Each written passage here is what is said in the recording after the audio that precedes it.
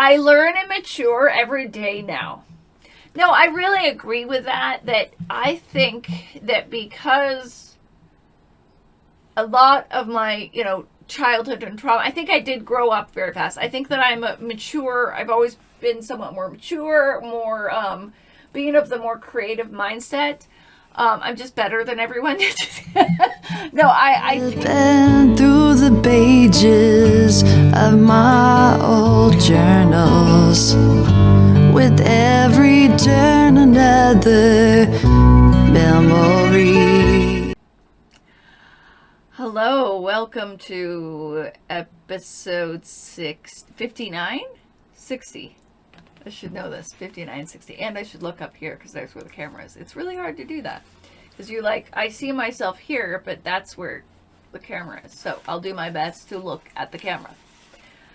Anyway, so we're back to no makeup because I only have 10 minutes before I have to go somewhere. And we're going to read a little bit about the continuing budding romance that lasted all of about 3 months with Bird Boyfriend and I, and others in part of the story. But anyways, it begins. M, that was the boy that I dated that had the first, but I didn't like him. She was trying to force me on him. And then I met Bird Boyfriend at the Boys and Girls Club with B. And she was going to like him. He liked her. And then it didn't work out because she couldn't get away from home. She couldn't get her parents' approval or whatever. A lot of things were going on. But anyways, M went for a girl named E. This was a friend of mine. She's still a friend of mine on Facebook. ES. We'll call her Silver Girl. It was hard for poor B. But as long as she has friends, she'll be okay. It was hard for her because he went for someone else because he didn't, you know what I mean? He couldn't, yeah. But it's good for E because M is someone that's a good friend for her. And also a good lover. Were they could have been? I don't know. Maybe they were, I don't know. I don't know what I meant by good lover freshman year of high school. What did I know about that? Anyways, I'll wrap this up. I'll wrap this ongoing, never-ending entry up by saying that everything has been pretty cool. Actually, I am having a wonderful time right now. So remember a couple times ago I was talking about my depression and how we're talking about how do you find self-worth. And I think it's really telling that I am with a boyfriend and I feel really good with him. So we'll just keep that in mind. So beginning of sort of love and relationship addict, looking for another person to make you feel good about yourself. Pretty cool, actually. I'm having a wonderful, beautiful time now. I am so madly in love with Bird Boyfriend. No. But, for my age, and I believe that there's different facets of love at different times of our life, different age, and there's a reason for every person coming into your life in different seasons. And Bird Boyfriend was definitely a part of that for a season of my life. He was meant to be my first boyfriend, my first kiss. And so I did love him. I couldn't marry him happily ever after, but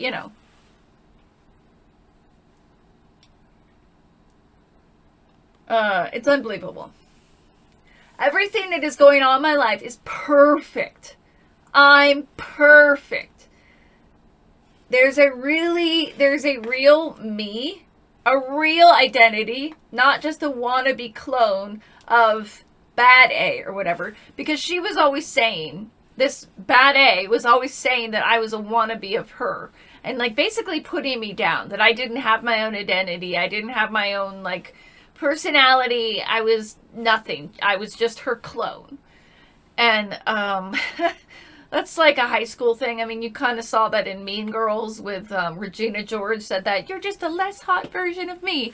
So it is a high school thing to say, but I think it did wreak havoc on me for years after that and other abuse in my life at this time, and then moving forward, just family of origin, childhood kind of connections shaped who I am and how I had to unravel that and unpack that and be confident in myself. I think my big source of confidence was coming from bad A, or lack therein. A mind of my own and a style that's all mine, and no one can take that away. You know what's really interesting is because Bad A would only be around for like one more year, and then she would run away with her boyfriend. And it was kind of dramatic, but, you know, of course, family was like, what the hell happened to my daughter? And then she was gone for the rest of the time. And maybe I didn't have like that group that I once had. But I think I was better off because I was the weird one, number one, but at the same time, like, I could be myself without someone telling me what I did and didn't wrong and, you know, kind of abusing me. So I doubted myself. That makes sense. There, that's better. There. So, it was good that she went away. Sometimes I think back to last year at this time and I think, wow, what a difference. I mean, we all do that at every age. I mean, last year I was a shy, scared little preppy with no personality. Oh my God. I was just an 8th grade girl, like a little girl, you know, and this is part of growing up and changing, but, you know, I had Bad A telling me what a loser I was. And still trying, even when I saw her in my early 30s, she still tried to be this way. And I was like, after 2 times, take a hike. I never saw her again. That no one liked. I'm saying that no one liked me because I was a preppy. No one liked. That's fact. That's not true. People did like me. I'm saying that to my 8th grade young self now. People did like me. I had friends. Yeah. Maybe they weren't who I wanted them to be, or I just couldn't see that I had that friendship.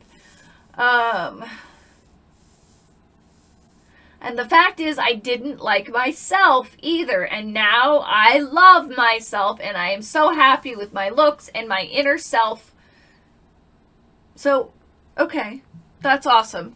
That I'm saying that, but I think a large part is because that I had this distraction, this drug with Bird Boyfriend, and that made me feel secure within myself, and like I had something that I could have, like, you know, not just as kids, but I think, and especially in the United States, there's such a status symbol on what you have, whether that's a person or an object or a fancy car or this and that. It's what you have.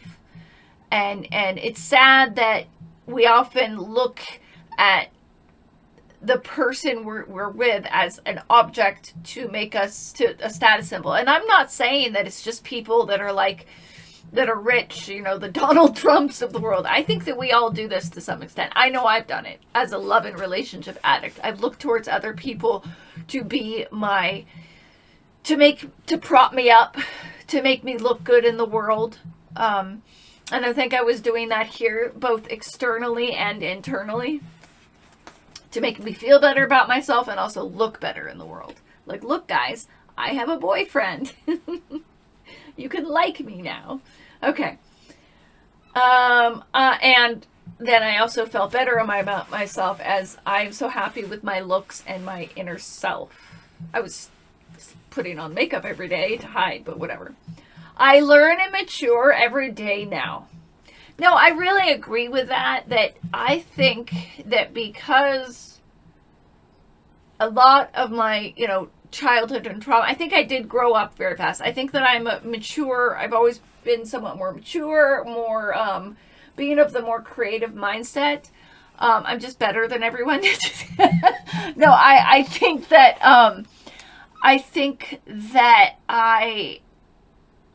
I just had this understanding and the outlook of the world that was a little beyond my years, and whether, for whatever reason, whether that was my creativity or having to kind of, as an empath, feel if the room was going to be safe or not when I walked into it, even as a child. And then that kind of gave me an understanding beyond this world or beyond my years, beyond, you know, and I've always been a seeker. I've always wanted to read and read well above my level of understanding. And so I think I've always had a high emotional intelligence, and that leads to a quest for intellectual intelligence. So I definitely think that when I was this age, I was maturing. I mean, in my connections, you know, my sphere was widening. My people that I knew were widening. And even though they would maybe go away and coming up, spoiler alerts, it was still, I was changed because I met them. There's like poems about that, you know, you love something, let it go, but you're different. You know, the story of Yellow that I often tell. You're different because of the influence in that person being in your life. Your understanding of the world has grown because of that. Like this over here, I made this in response to the purity culture that I used to be part of when I was in my 20s, when I was a fundamentalist Christian. And they always used to say that every time you have sex with someone, you're giving a part of your heart away that's meant for your husband. But every time I gave my heart, whether I had sex with them or not, my heart didn't, my understanding of the world and my heart wasn't smaller. It got bigger and more able to love. So this is a representative of, even though it may not look as pretty and pure as it once did, it's filled with all this new amazing stuff. And it looks pretty because of my connections with all the people that I've met, both bad and good, both heartache and positive. We're almost done. Okay. I am so happy. I have joined a club. I've joined a club called Keystone, and 4 best friends. Okay, so I think we called ourselves the Keystone Club. I don't think I actually was part of a club called Keystone. I don't have any memory of it. But anyways, CWHL, the bad friend, next year with the boyfriend that she stole. B, of course, my lovely B, and ES. I have other great friends, and I am madly in love with Bird Boyfriend. Depends, you know, infatuation, first love, all that kind of thing. Yes, I loved him. Okay, moving right along. I think looking at it now, I will probably lose my virginity with him. I didn't. I'll just leave it at that. I didn't. So, that's it for now. I'm going to take off and go on with the rest of my day, and I will talk to you later.